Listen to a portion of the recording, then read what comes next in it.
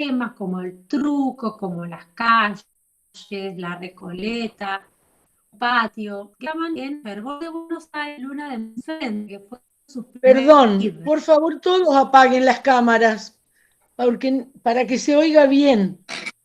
Disculpa. No tiene nada que ver la cámara de Entonces, cada uno, ¿eh? O sea, el que tiene problema de conexión es el que tiene que apagar la cámara, no el resto. claro, la cámara influye en la conexión de cada una, María del Carmen, Pero la cámara hay de que cada tenerla uno. apagada para que no interfieran los ruidos exteriores a la profesora. En eso hay que apagar el Claro, micrófono, no la el cámara. micrófono, debería. Ahí está. Bien. Bueno, todos esos textos están en los primeros libros que en 1923, 1926, durante todos esos primeros.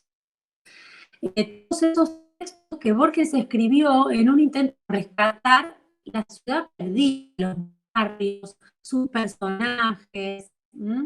Y para eso se posicionó, tomó como punto de partida, habíamos visto la poesía de Evaristo Carriego, a quien también le dedicó un libro, del cual leímos algunos textos. El libro se llama Evaristo Carriego, 1130. Ese libro vimos Palermo de Buenos Aires, vimos las inscripciones de los carros. Se escucha mal, Jackie. Se escucha mal. Sí, se entrecorta. Se A ver, corta voy a intentar. muchísimo.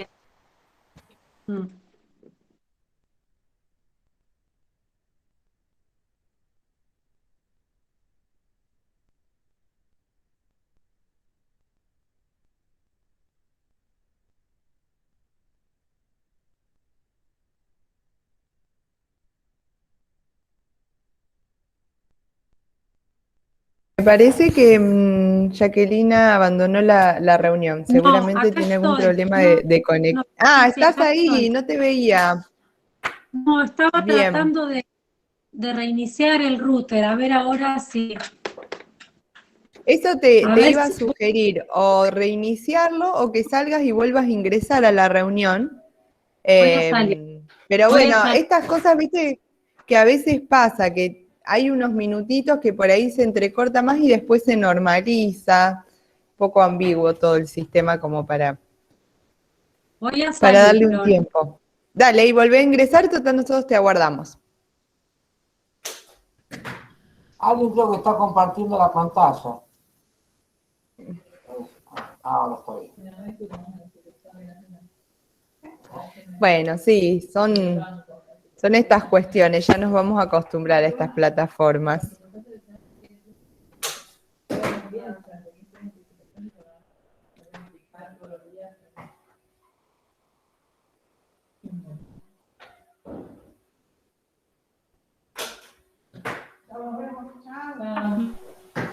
Resulta bueno. Les decía, hice esta introducción cuando se entre clases. Jackie, ¿sabés lo que pasa? Es como que se Alguien más cierra y se abre tu necesita. micrófono. Eso es lo que se ve desde acá.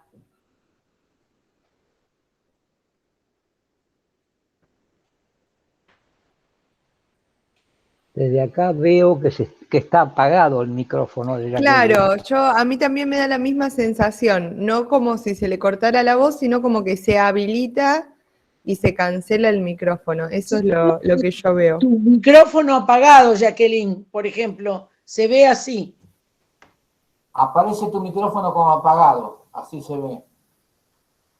Pero creo que tampoco escucha, porque está congelada la imagen también. Ah, tenés razón. Sí. Y si cambias de canal de emisión, a mí me pasaba que no me salía el audio, cambié de canal y salió. No sé cómo es eso.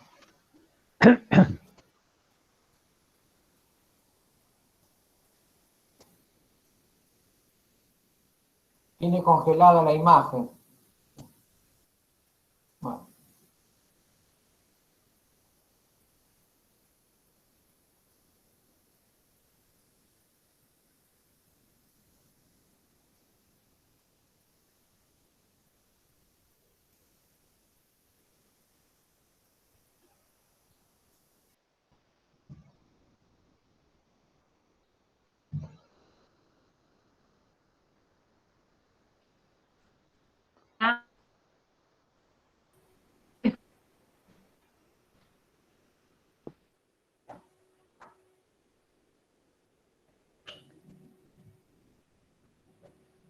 Bueno, ahí te vemos.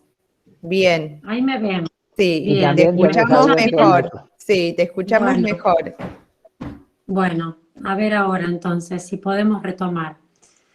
Lo que hice al principio fue un poco una mirada retrospectiva hacia las clases anteriores y retomé los textos que vinimos leyendo, que fueron los primeros textos de ese Borges de la etapa criollista, de los primeros años, ¿no? Que decíamos que era la etapa de la zona de las orillas, como la llama Beatriz Arlo. Vimos también los textos del libro de Evaristo Carriego, ¿se acuerdan que trabajamos las inscripciones de los carros, el Palermo de Buenos Aires? Y luego vimos los textos de ficciones, ¿no? De 1944 fue el libro Ficciones y después de la Aleph de 1949 y hablamos de que estos textos de alguna manera eran textos símbolo porque son vistos por la crítica como un concentrado de la obra de Borges, ¿no?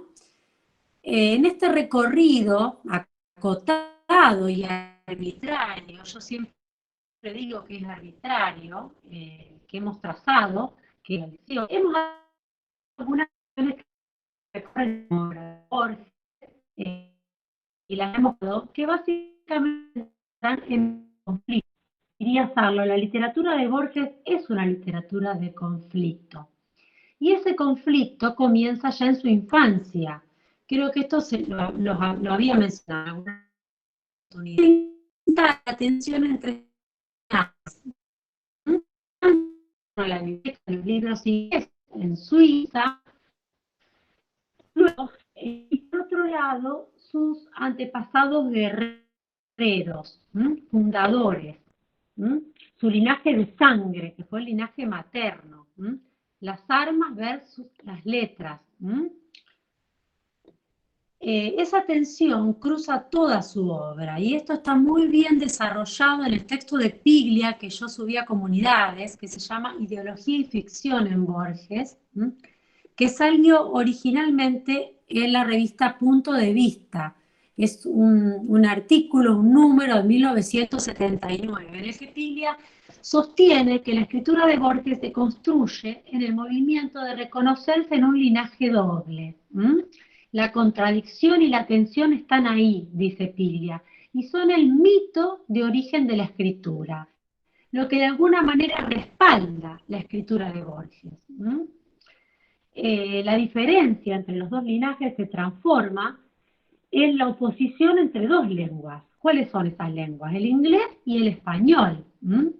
La literatura inglesa que Borges lee y a la que Borges accede de niño, transmitida por su padre, es un pilar muy, muy importante para él. Vimos algunas de estas referencias en los textos que trabajamos, a Chesterton, a De Quincey, a Conrad, a Wilde, a Stevenson, a Kipling. Son todos autores que van a aparecer permanentemente en los textos de Borges y que son heredados de la rama paterna de su familia, ¿no? Pero el conflicto que se refiere Sarlo cuando dice la literatura de Borges es una literatura en conflicto, es otro, es exactamente el que se consolida en cruce de camino. ¿Por qué? Porque la obra de Borges, observa Sarlo, no se instala del todo en ninguna parte, ¿no? Está como, primero perturbada por una tensión de mezcla, una tensión desgarrada. Ella dice que Borges es una figura bifronte, con dos frentes, ¿no? Porque al mismo tiempo es un escritor cosmopolita, universal, pero también es un escritor nacional, argentino, ¿no? Entonces, entre ese cosmopolitismo, entre esa universalidad y entre lo argentino y lo nacional, hay una especie de grieta que está en el centro de su literatura. Esto lo menciona y lo trabaja Sarlo cuando es invitada a dar una conferencia. Ella es profesora de la UBA en ese momento y es invitada por la Universidad de Cambridge a dar una conferencia y ahí hace mención a esta bifrontalidad, a esta tensión desgarrada, a esta como doble cara de una misma moneda que es Borges, ¿no? Lo cosmopolita y lo nacional.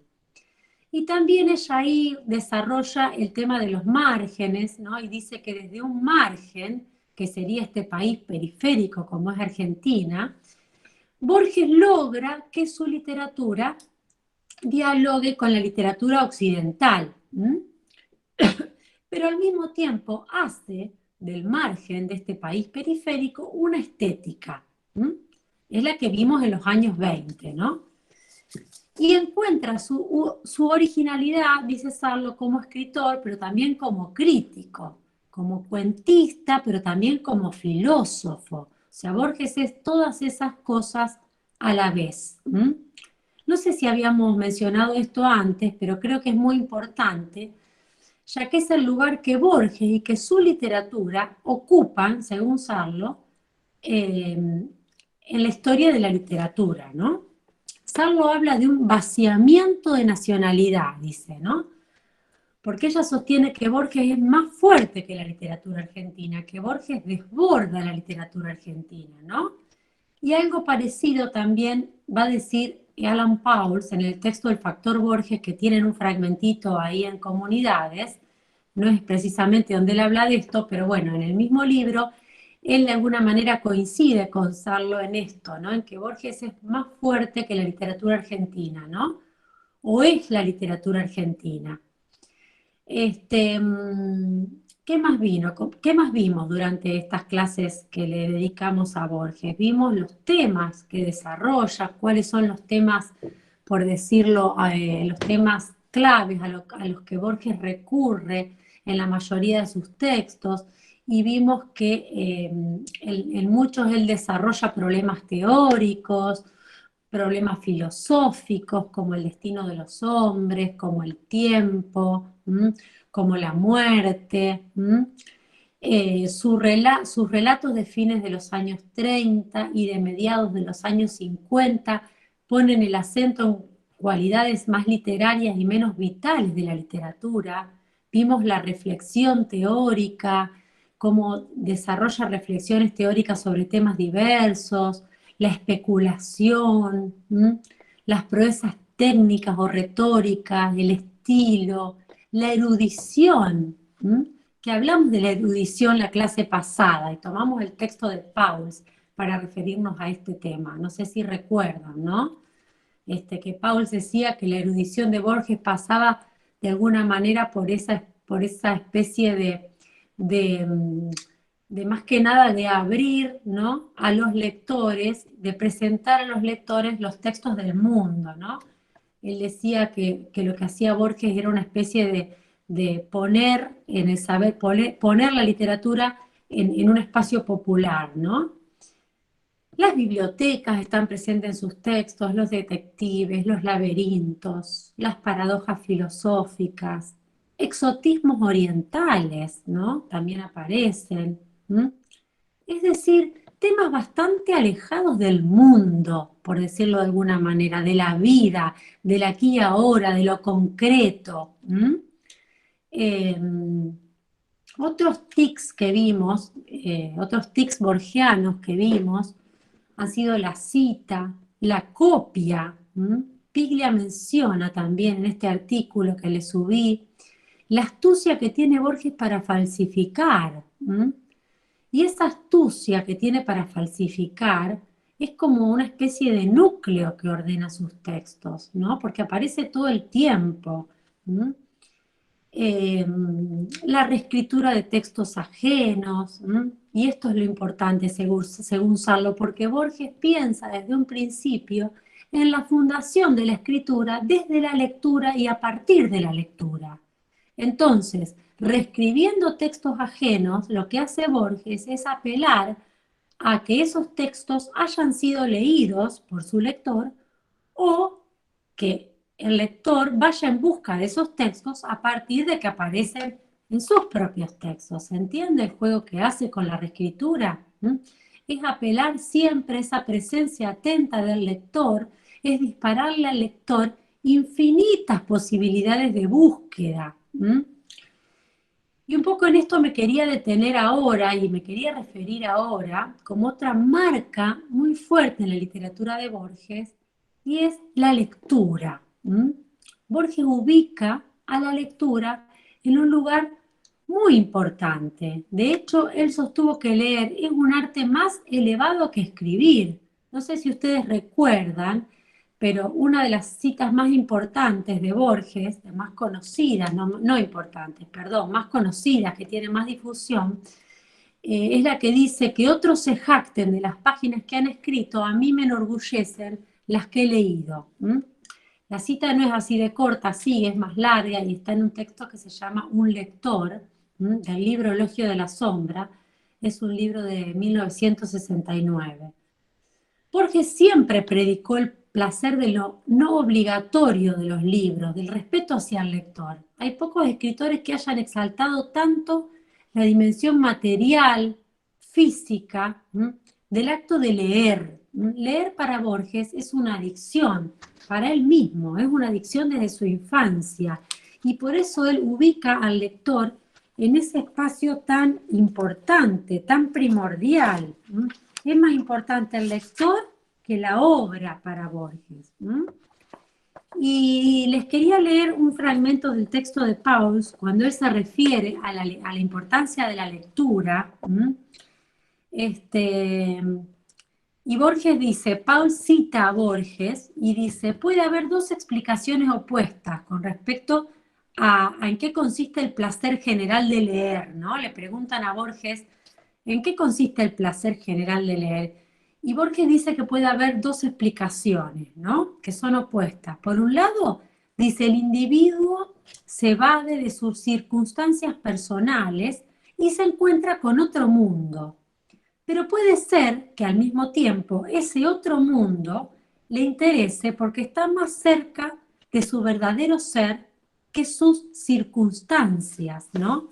Que las circunstancias reales de la vida de ese lector, ¿no? La evasión, esto es la evasión. Y lo hemos visto en algunos textos, como en El Sur.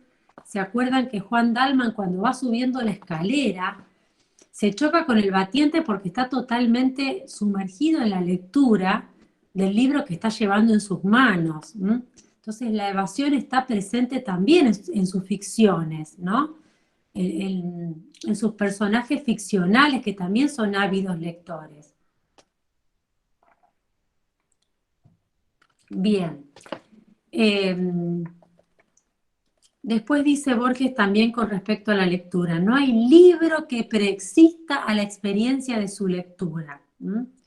Es el acontecimiento lectura con todas sus coordenadas, de las más importantes a las más triviales, el que fabrica el libro, el que lo constituye como un presente continuo, verdadero. Dice Borges, el aura de la lectura no es simplemente un clima exterior, es un factor causal, activo, que interviene, alertándolos en el sentido y en la identidad del libro, y que transforma toda una serie de accidentes y de contingencias. Leer es una adicción, dice Borges. Así leer es en Borges una de las operaciones que mejor pone en escena ese vértigo que nunca deja de sobresaltar a su literatura, la relación entre lo mismo y lo otro, entre la repetición y la diferencia. Esta es una cita del libro de Pauls, de unas entrevistas que le hicieron a Borges al respecto de la lectura, ¿no? Después, más adelante, Pauls habla de la pormenización y dice, ¿hay otra palabra más borgiana que esta? Entonces dice Pauls, leer es para Borges pormenorizar, detenerse en los pormenores. Y no sé si cuando digo esto a ustedes no les viene a la mente algunos textos en los que Borges se detiene verdaderamente en las pequeñas cosas, ese desarmar, que es una acción que Borges hace todo el tiempo en los textos, desarmar un todo en una serie de partes y seguir paso a paso los hilos del sentido. Pormenorizar, entonces, entendido como una actividad de análisis, como descomponer un conjunto, como rastrear un proceso, segmentar, son todas acciones que tienen que ver con la lectura para Borges y que Borges lo hace como escritor para poner a la vista esos procedimientos, para poner a la vista del lector esos procedimientos y que el lector con la lectura también pueda hacer esto, ¿no? De cortar, de acercarse, de cuando nombra un hecho histórico, un personaje, como hablamos la clase pasada, ir en la búsqueda de ese hecho histórico o de ese nombre propio, a ver de dónde proviene, de dónde lo sacó. Son todas actividades propias de la lectura, que le competen al lector, pero que Borges, escritor, de alguna manera incentiva o incita al lector a que desarrolle todas estas operaciones con su literatura. No sé si soy clara. Él insta a un lector activo, a un lector que descomponga ese conjunto, que rastree, que busque ese proceso, que corte, que ponga una especie de zoom, una especie de lupa. Y eso es lo que hicimos con algunos de los textos que trabajamos en las clases anteriores, cuando nos deteníamos en esos detalles, cuando íbamos de cerca, cuando creo que fue Silvia, trajo ese dato de las fechas, ese dato de los ancestros, de los nombres propios. Eso es lo que de alguna manera está incitando Borges a que hagamos con sus textos, ¿no? Ese ir, profundizar, ¿no? Hay otro texto que quiero traer a colación que se llama La herencia, Borges, es un texto también de Alan Pauls. Alan Pauls es muy claro cuando analiza a Borges. Se los voy a subir también, creo que no lo subí, es un texto que está en internet, se llama La herencia Borges y está en Variaciones, un libro de Pauls. Y ahí el autor dice que la importancia de la lectura también está implícita en la definición que Borges da de los clásicos, ¿no? Cuando le preguntan a Borges qué es un clásico, Borges responde que es muchas cosas, que un clásico es una nación, es un grupo de naciones, o el tiempo, o el tiempo durante el cual se ha decidido que ese texto se lea como si en sus páginas hubiese algo fatal, algo profundo, como un mundo que hay que descubrir. Pero dice algo muy importante también de los clásicos, y dice que los clásicos son susceptibles de interpretaciones infinitas. ¿Y qué quiere decir esto? Me interesa particularmente esto de las interpretaciones infinitas, porque aquí Borges le está dando lugar al lector. Para que un clásico sea un clásico, dice Borges, las interpretaciones tienen que ser infinitas. Y las interpretaciones son finalmente, ¿qué? El lector. Las interpretaciones son las lecturas. Por eso cuando dábamos nuestras diferentes opiniones o lecturas o perspectivas de los textos que leíamos, yo decía, en definitiva, todas están bien y ninguna está bien, digamos, puede haber tantas como lectores, por eso siempre respetamos cómo impacta esa lectura en cada uno de nosotros, porque bueno, eso es un clásico, y Borges es un clásico, ¿no? El que dispara interpretaciones infinitas. Y lo que hace Borges es cambiar el centro de gravedad de la literatura, lo corre del campo de la obra, del texto, y lo pasa el centro de gravedad de la literatura hacia el campo del uso, que es la lectura, que es la lectura, porque Borges piensa la literatura desde la perspectiva del lector, y crea su literatura desde ese lugar, desde el lugar del lector. El lector, según Borges, lo puede todo. Está afuera y desde afuera, desde ese lugar de outsider, por decirlo de alguna forma, puede hacer lo que quiera con el texto. Puede jugar a varias puntas. Puede tomar atajos, puede distraerse, puede ir de un libro al otro. El lector tiene el poder de hacer algo con lo que lee. Y Borges nos enseñó a leer, nos entrenó en la lectura, con esa operación que comentábamos antes de instar al lector a actuar, a hacer cosas con el texto. a no quedarse con eso, sino a hacer otras cosas con ese mismo texto.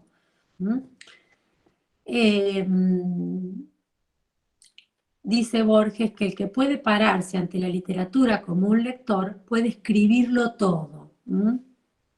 Puede escribirlo todo, y así lo hizo él, porque él fue un gran lector antes de ser escritor y al mismo tiempo de ser escritor, ¿no?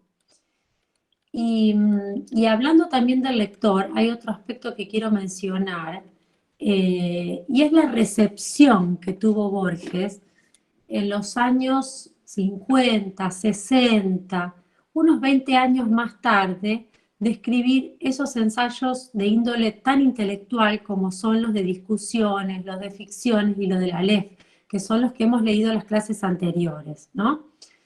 Pensemos en el contexto de esos años y en los escritores que en ese momento circulaban también durante esos años, ¿no? Después de la caída del peronismo.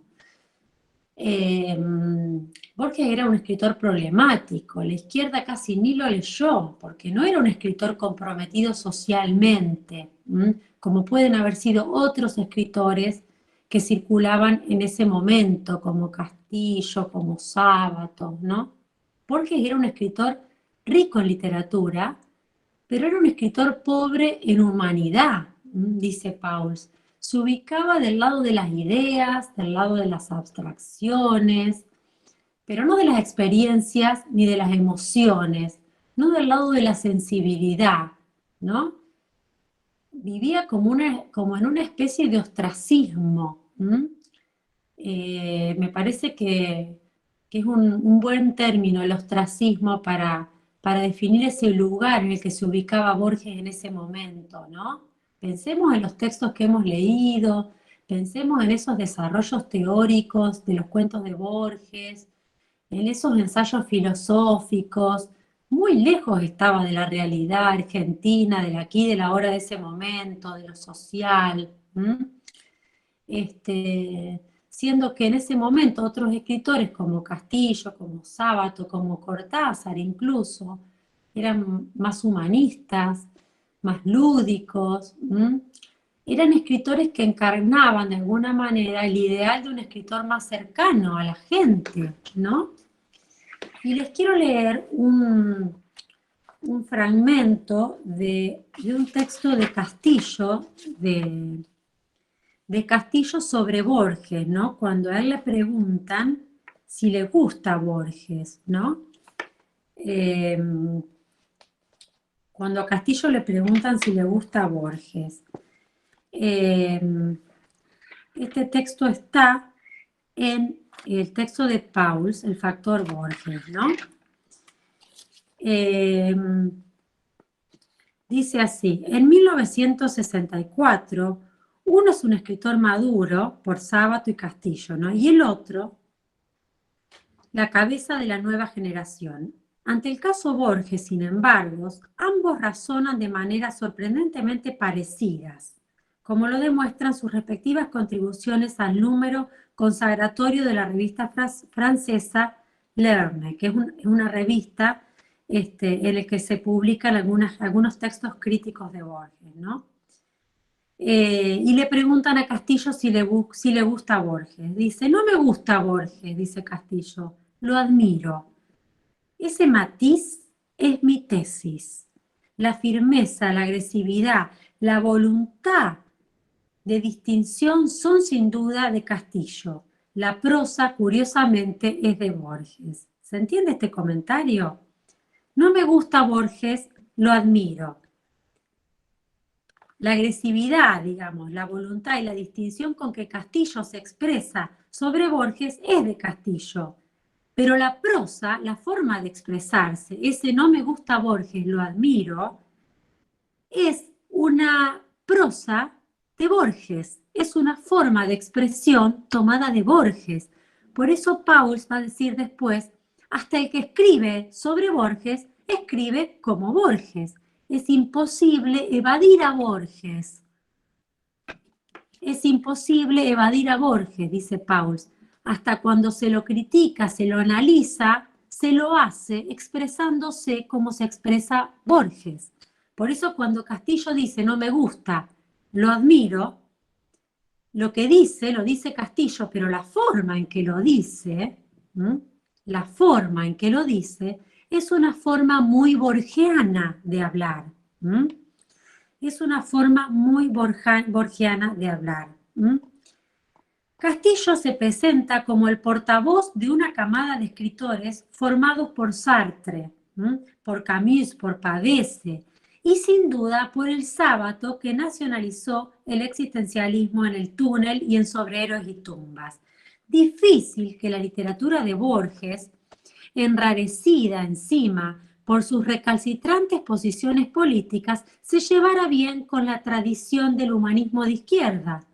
Borges es fascinante, dice Castillo, y de inmediato aclara las pinzas invisibles con que ha decidido usar el adjetivo. Entre comillas, abre comillas, como ciertos cristales parecidos a las flores, como la profundidad fastuosa e hipnótica de un acuario o el sueño de un teósofo, como ciertos teoremas o ciertos pájaros. Pienso también en catedrales de estalactitas, en bosques petrificados, en la frialdad. Castillo busca el hombre, algo de esa temperatura humana que define para él la literatura. Borges le ofrece un paisaje de ficciones y ensayos perfectos, perfectos pero sin vida, como un bello páramo helado. A Borges nunca pude imaginármelo vivo, ni siquiera cuando nos demoramos para conversar bajo las arcadas de la Biblioteca Nacional, dice Castillo. Me encanta este fragmento porque me parece que es tan específico, tan preciso cuando Castillo define la mirada que de Borges tiene no solo Castillo, sino un sector de la sociedad, los lectores que en ese momento se identificaban mucho más con otras literaturas. Fíjense que dice que Borges es como ciertos cristales parecidos a las flores, no como las flores, cristales. Habla él de la profundidad fastuosa de un acuario. Fastuosa, fastuosidad. Habla de teoremas. Habla de catedrales de estalactitas. Habla de bosques, pero de bosques petrificados. Entonces, hay una falta de vida en la mirada de Castillo sobre Borges que está muy claramente expresada en estas palabras y que creo que no lo identifican a Castillo, sino a un gran sector de la sociedad que en ese momento era reticente a Borges y le costaba abordar a Borges, ¿no? Borges mismo dice en el prólogo al libro Discusión de 1932, dice, la vida y la muerte faltaron en mi vida. Él dice, él mismo dice, mi vida ha sido casi puramente literaria, ¿no? Su vida faltó de vida, a su vida le faltó vida, su vida fue casi exclusivamente literatura, ¿no? Su obra en general, pero sobre todo lo que estuvimos leyendo últimamente, pone el acento en cualidades bien literarias, lo vimos, la especulación, la reflexión, las proezas técnicas, la retórica, la perfección del estilo, la erudición, son temas bien alejados del mundo real, del mundo presente. Y eso es lo que se le achacó en ese momento, por eso quería hacer referencia a este Borges de la década del 70, considerado como el prototipo del escritor intelectual, ¿no? Y de alguna manera esa intelectualidad era asociada a lo aristocrático, a la falta de compromiso social y político. Aunque Borges no era un aristócrata, se lo asociaba a la aristocracia justamente por este ostracismo, por esta elección sobre estos temas, por esta postura que toma. Hay otro aspecto que también quiero mencionar antes de pasar al debate, que es lo que dice Pauls en este texto que les mencioné, Variaciones, sobre la herencia Borges, y que un poco hace referencia a esto que dice Castillo, ¿no? Cuando Castillo dice, no me gusta Borges, lo admiro. Él dice que que ningún escritor puede evitar a Borges. Nadie que pretenda hablar de Borges, criticar a Borges, puede no hacerlo a la manera en que escribe Borges, ¿no? Y este fenómeno es realmente un fenómeno inquietante, ¿no? Y otra cosa que el autor menciona es que no hay en toda la literatura argentina una prosa menos neutra que la de Borges, una prosa más marcada, más gráfica, más fácilmente copiable, ¿no? Porque dice que todos los tics que usa Borges para escribir están ahí a simple vista, están disponibles, uno los identifica muy fácilmente. Cuando Borges comienza un cuento haciendo referencia a una fecha, a un lugar, a un texto, ya sabemos que eso es re borgiano, que es muy borgiano. Que no sabemos si es verdad, que hay que estar atento porque eso seguramente es un truco, es una trampa que nos está tendiendo. O sea, los tics están ahí, son copiables, son imitables. No es que no se sabe cómo escribe Borges. Borges nos pone la operación de su escritura a simple vista. Lo que pasa es que esa operatoria no se deja asimilar, ¿no? Cuando van a ser copiados, se mantienen intactos, dice Pauls. Brillan como suyos donde quieran que estén. Por eso es que la escritura de Borges resplandece y es incopiable, es inimitable, porque de tan fácil que puede imitarse, sale a la luz que se lo está imitando. ¿Se entiende? Esto es lo que él trata de explicar cuando dice que Borges abarca toda la literatura argentina, ¿no? Él dice, Borges más que un escritor es una literatura entera, ¿no? Y lo compara con una lengua materna, de la que no somos conscientes cuando hablamos, pero cuyas reglas ejecutamos, ¿no? Y esto es llevado al campo de los escritores, no al campo de los lectores, pero él habla un poco como escritor y en nombre de los escritores. Dice, cuando los escritores hablamos de Borges, hablamos como Borges porque es como una especie de lenguaje materno que aprendimos, que incorporamos, que ejecutamos sin ser conscientes de que lo estamos haciendo, porque Borges es una especie de todo, dice Pauls, ¿no?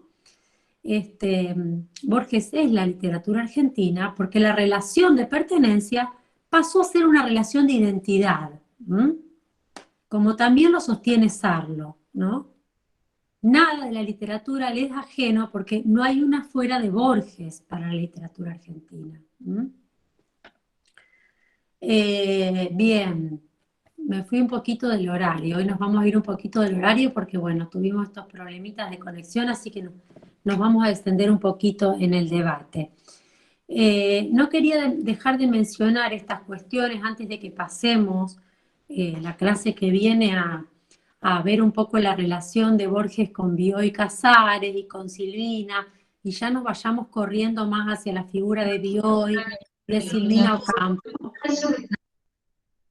Así que no quería dejar de mencionar estas cuestiones antes de avanzar, porque me parece que son muy importantes, y creo que ya lo hemos visto en los textos que leímos, por eso elegí trabajar esos textos, porque justamente aparecen estos tics y estas huellas, ¿no?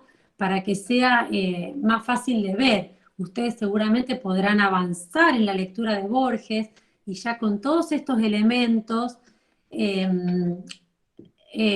ser más astutos y estar como más despiertos y aprovechar y capitalizar mucho más su literatura a partir de estos pequeños datos y de estas cuestiones que tienen que ver más con la crítica, tiene que ver más con la lectura crítica que se ha hecho sobre él. Por eso siempre me refiero a Pauls, a Sarlo, a Piglia. Bueno, hoy incorporé lo de Piglia, que está muy bueno el artículo de Piglia, es muy clarito, es lindo, sobre todo para pensar el tema de el doble linaje y cómo influyó en toda su literatura. Es corto, es sencillo, lo pueden leer, está en comunidades.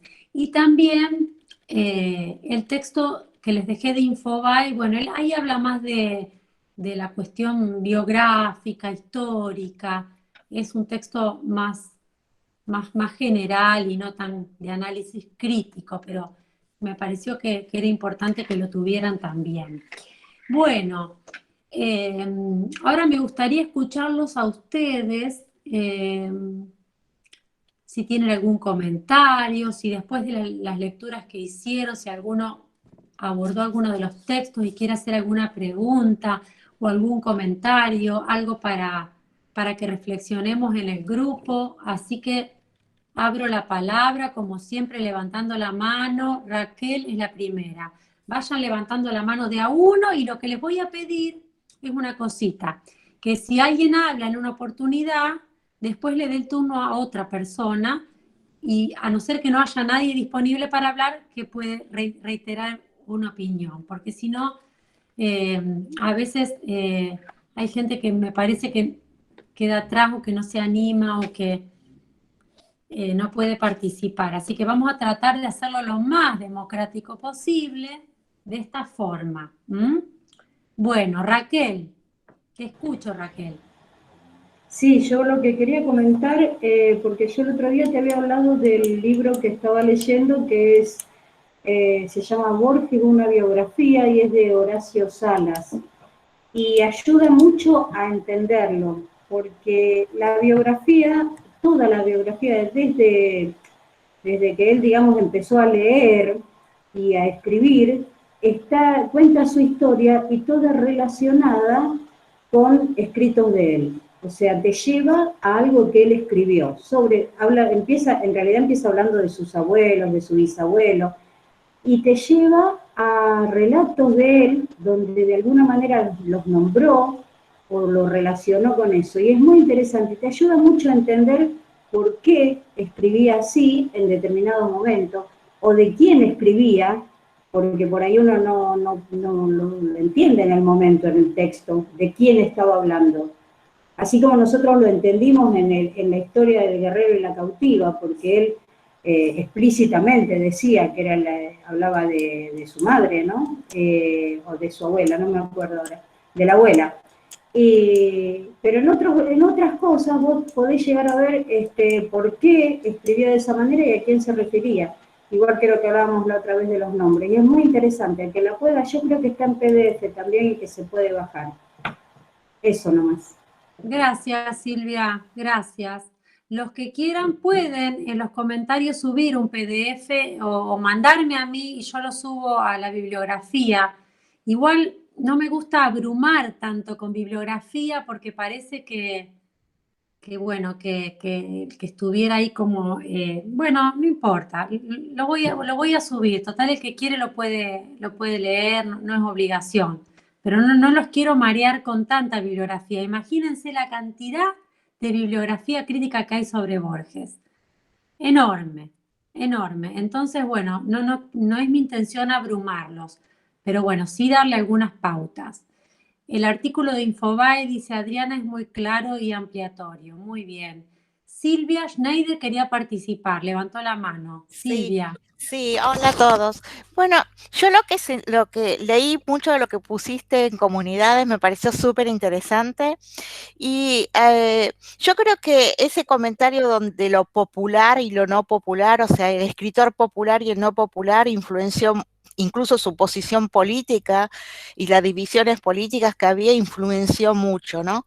Y tuvo que pasar muchos años para que en este país por lo menos se le diera más valor, digamos, ¿no? Y lo siento a veces como un fenómeno que nos pasa, ¿no? Es como, no sé si está bien en la comparación, pero es como que Maradona, además de jugador de fútbol, tiene que ser el representante de un montón de otros valores, ¿no? Cuando lo único que yo creo que hizo realmente bien fue ser jugador de fútbol. Y un poco con Borges siento lo mismo, como que lo tenés que leer, te puede gustar o no, y para entenderlo quizás tendrías que tener idea de lo que pasaba, ¿no? Es como cuando uno estudia otras artes que tiene que ubicar el contexto, ¿no? Porque si no se hace difícil. Eso nada más. Gracias, Silvia. Sí, estoy de De nada. acuerdo con tu comentario, estoy de acuerdo. ¿Quién más levantó la mano?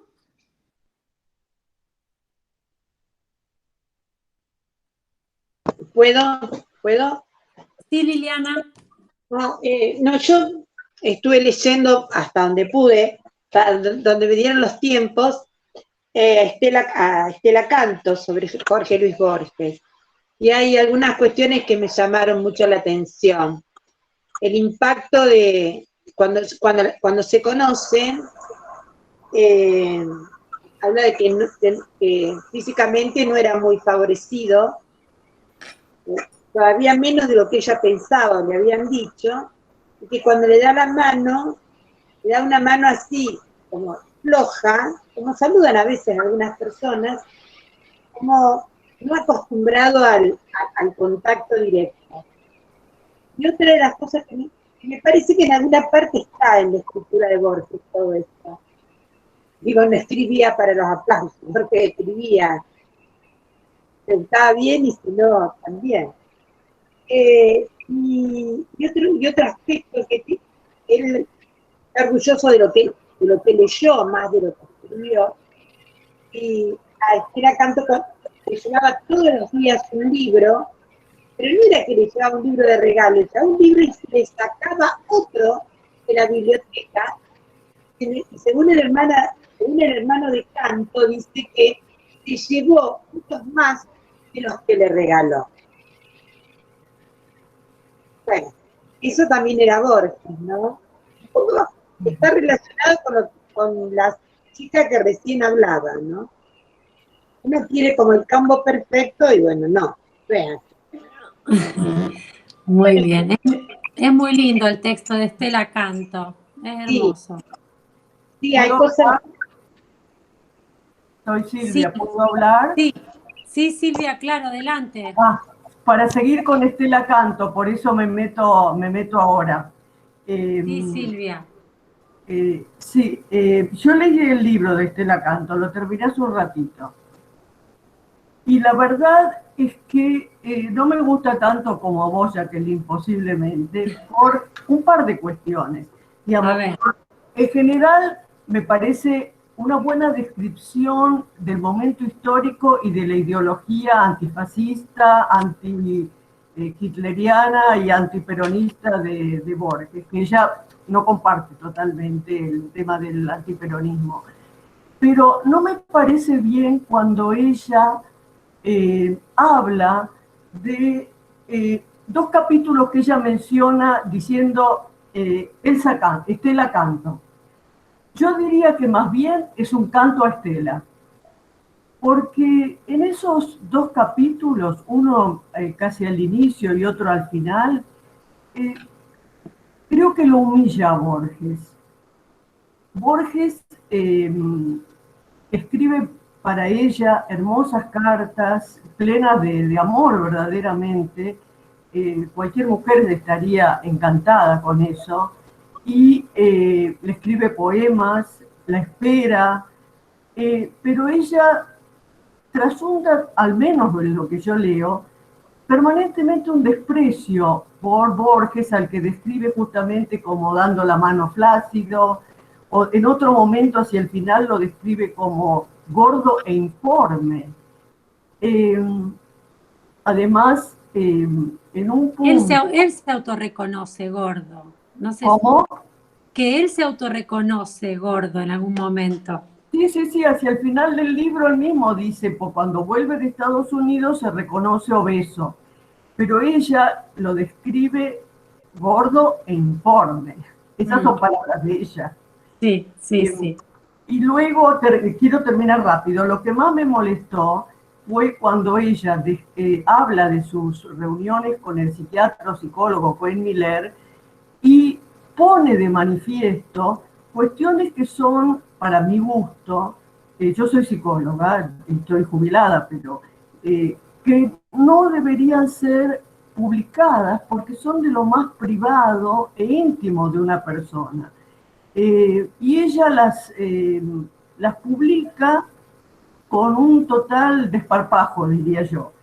En ese sentido es que no me parece respetuoso el texto.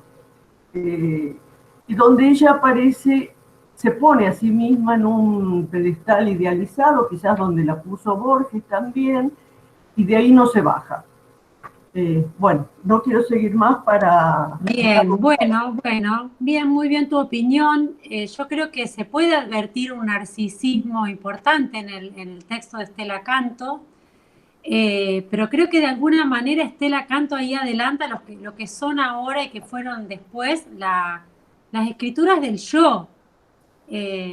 Todo esto que surgió hace un tiempo con las autobiografías, los diarios, la publicación de los diarios íntimos.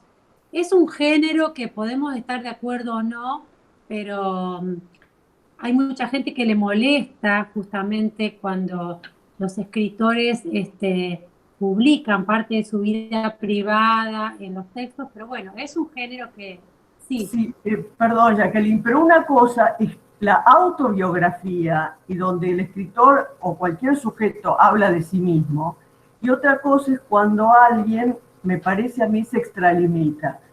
Pero bueno, sería bueno que después lo leyeran y vean que... Sí, a ver quién más lo leyó, quién más, Mónica, o no sé quién más quería participar. Isabel también me dijo que lo leyó. Nosotros también leímos un fragmento de Borges a contraluz de Estela Canto, y comparto lo que dijo la otra, bueno, Silvia recién también, pero la primera Silvia que no sé, que se ve la biblioteca acá, que a lo mejor estamos pidiendo de Borges la comparación que hizo con lo de Maradona me pareció perfecta, porque no podemos pedir, diríamos, una perfección en lo que él podría ser como persona. Hay cosas que pueden no gustarnos. Y sí, Estela Canto es sumamente crítica, y quizás en algunas cosas dolorosamente crítica. No sé bien por qué razón. Si en el fondo quizás ella estuvo enamorada y no pudo con esa relación, diríamos, no lo logró. Por eso es que cuenta todas las historias de las mujeres, diríamos, de la vida de Borges. Pero de todas maneras, me parece que ilumina bastante otras cosas, otras características de la personalidad de Borges. En ese sentido, creo que también es importante. Bien, acá Silvia hace un comentario que no lo alcancé a leer, otra Silvia, no sé si lo podés decir oralmente.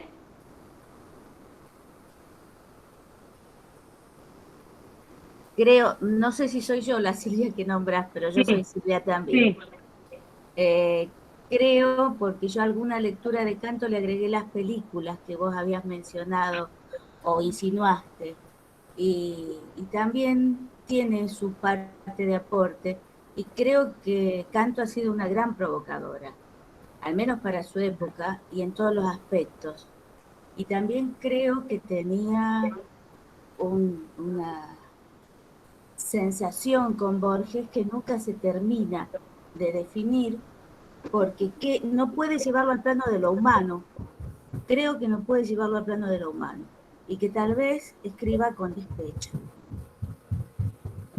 Muy buena observación, ¿eh? El despecho. Puede ser. Bueno. Mónica, ¿quería hablar Mónica? Sí. Bueno, yo también, como las compañeras, leí Borges a contraluz y tomé nota de algunas cuestiones que me parecieron interesantes respecto de la personalidad de Borges. Convengamos que, de acuerdo con lo que han comentado hasta ahora, es una visión parcial, ¿no? Entre ellos había una amistad que en realidad para Borges fue un amor frustrado, porque de parte de él hacia ella había un sentimiento amoroso, pero ella no sentía lo mismo hacia él. Incluso dice que no tenía ni atracción ni rechazo, que era indiferente hacia Borges en ese plano.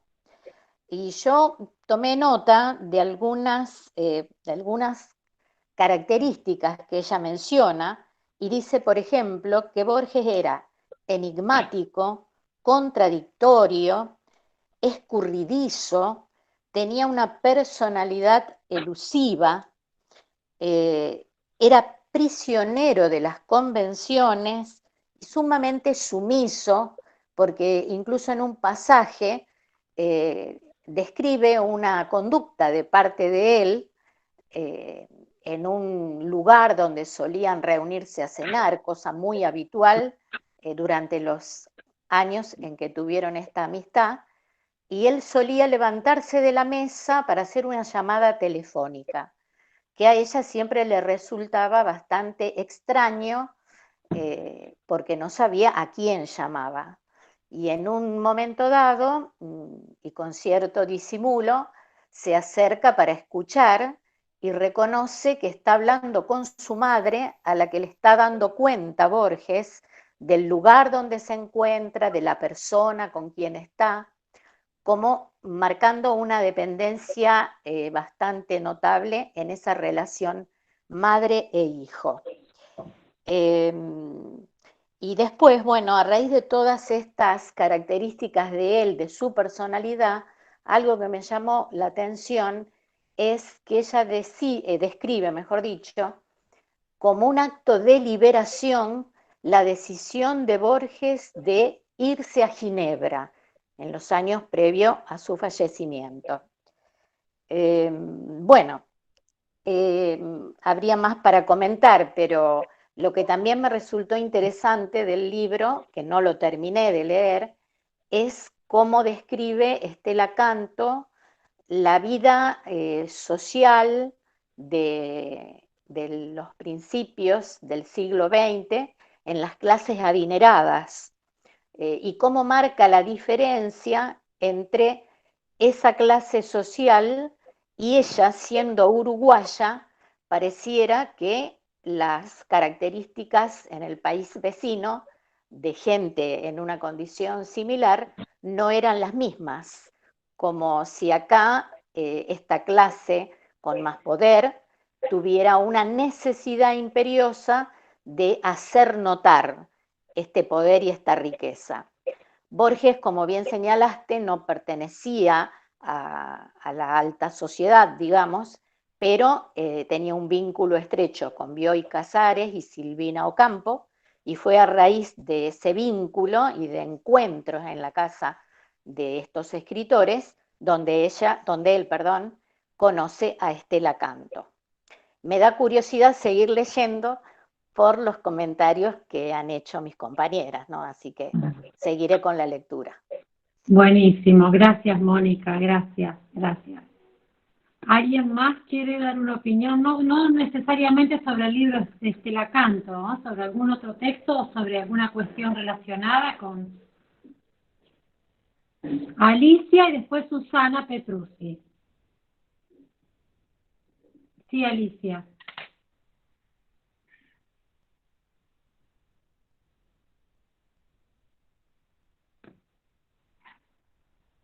O puede empezar Susana si no estás lista, Alicia. Como quieras, Jacqueline. Ah, no, si estás, ya está. Bueno, dale porque no sé que mientras tanto Alicia se prepara. Bueno, yo solamente 3 ideas. La primera, que no era lo que iba a decir, sino que al escuchar todo este debate sobre Estela Canto, digo, para mí, como lectora lo digo, y a lo mejor sin tanto conocimiento, más que por el placer de leerlo, digo, Borges sigue siendo un enigma. Para muchos, no sé si se puede definir con palabras tan simples, o digamos, o con el primer sentimiento que te genera, ¿no? más allá de lo que haya de los escritores, que por supuesto han puesto mucho sobre él, y el debate que me pareció súper interesante de las chicas, digo, Borges sigue siendo un enigma. A pesar de los años y a pesar de todo lo que se ha hecho sobre él, a mí me sigue generando ese misterio de un Borges que todavía no termino de descubrir, pero que me encanta. Y por otro lado me quería quedar con dos ideas que vos nombraste, una es la de Pauls, o de Pauls, donde dice, y me encanta eso, que Borges pone el acento en la lectura y en los pormenores. Y me parece una idea genial esa, porque en la lectura y en el placer de leer y en el leer en el detalle es donde por ahí se encuentra la mayor riqueza de un texto. Y solo quedarme con esa idea. Y la otra idea que me parece muy interesante es esta otra de que Borges va más allá de la literatura argentina en sí, va más allá de la Argentina, va más allá de eso, es más allá de todo. Me parecen que esas dos ideas me pegaron y por eso las quería compartir. Gracias, tú. Silvia. ¿Quién más quería?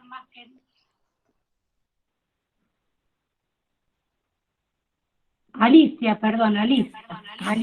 Ahora sí, ¿eh? Ahora ¿Me sí. escuchan? Bueno, sí, yo no pude acceder a los materiales, pero bueno, lo voy a seguir intentando hasta que lo pueda conseguir. Pero bueno, me encanta Borges y tal vez a lo mejor habría que pensar en que los temas que él aborda son temas de orden universal, que escapan a la temporalidad por ahí y al espacio. Como en el último texto que vimos, que tal vez sería Irlanda, tal vez sería, porque lo que está trabajando es otra cosa. Y también coincido con ustedes, con las compañeras y con Borges, en la cuestión de la lectura, ¿no? Esa lectura detallada que nos lleva a otros textos que nos problematizan, ¿no? Bueno, eso nada más. Gracias, Alicia. Ana María.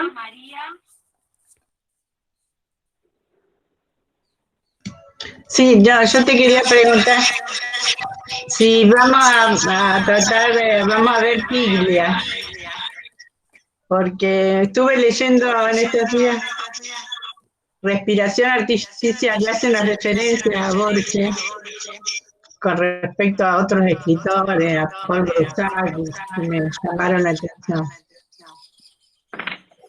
Mira, Ana María, por ahora vamos con un orden bastante cronológico, vamos a pasar a Bioy y a Cristina, pero está bueno que es algo relacionado de Piglia con Borges lo pueda compartir.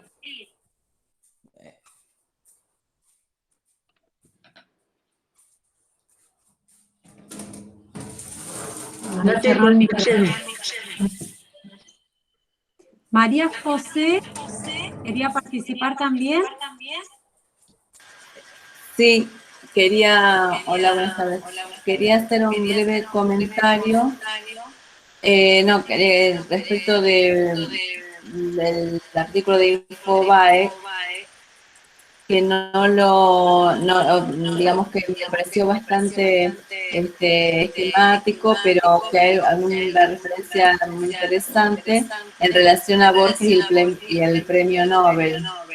Digo porque pensando por ahí en la comparación que ha hecho la compañera con siempre querer tener un Maradona, entonces es como que, bueno, siempre se le reclamaba como que se adeudaba el premio Nobel de Borges.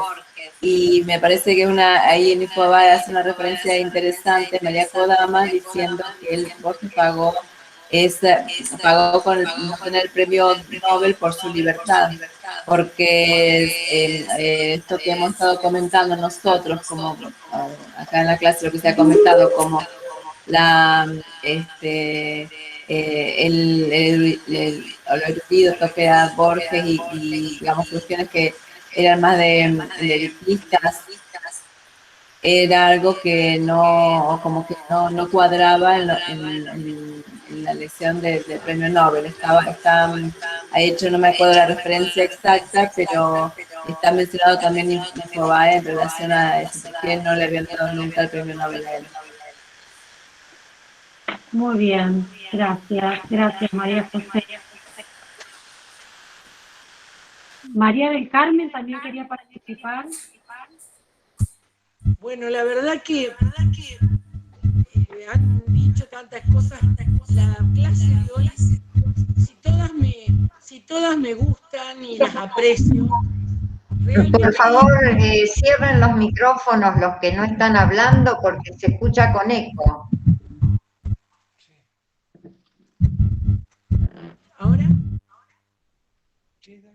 Realmente, todo el análisis que hiciste, Jacqueline, yo que, diríamos, conozco a Borges desde que empezamos a verlo la primera época en el taller, en nuestro taller acá en San Lorenzo, y lo que voy viendo ahora y leyendo de a poco, yo no soy una persona que conoce, que he leído a Borges antes, realmente me gusta porque es perfecta la forma en que nos estamos manejando para poder comprender realmente cómo escribía, cómo lo estamos analizando, cómo uno puede degustar lo que él va escribiendo.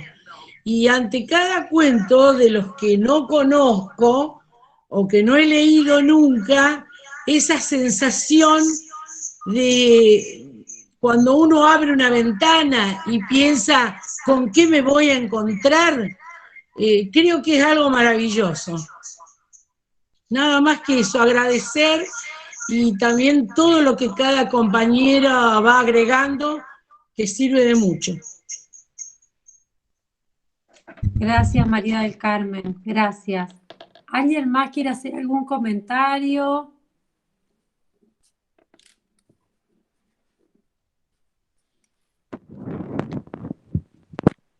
Acá Raquel Arroyo, te agradezco, está poniendo algunos links a las bibliografías, por si alguno no puede acceder a comunidades. Gracias, Raquel. Es muy Sí, útil. estoy sacando del aula para los que no pudieron entrar, pero el PDF no de Force no lo puedo, o sea, lo bajé y no sé si puedo subirlo acá. Creo que no, yo no estoy habilitada para subirlo. Claro. Acá a la conversación de la reunión, vamos a decir. Claro, al chat, claro. No puedo adjuntar un PDF yo. Creo, no sé, Bueno, todavía de todos no modos, encontré la manera de hacerlo. Sí, era un texto muy corto, eran pocas Pero por lo páginas. menos ahí está el Alusión acceso al tema de a la la... emisión. Sí, eran 3 páginas. Claro, sí, eran tres páginas nomás, pero bueno, ahí para quienes no pudieron entrar tienen el acceso a la nota de Infobae y a la biblioteca, al libro de canto que está en la biblioteca. ¿Sí? Espero que les sirva. Muchas gracias, Raquel. Bueno, si nadie más quiere participar, mirar acá, yo entre hoy, mañana o pasado más tardar voy a subir algunos textos con respecto a la próxima clase.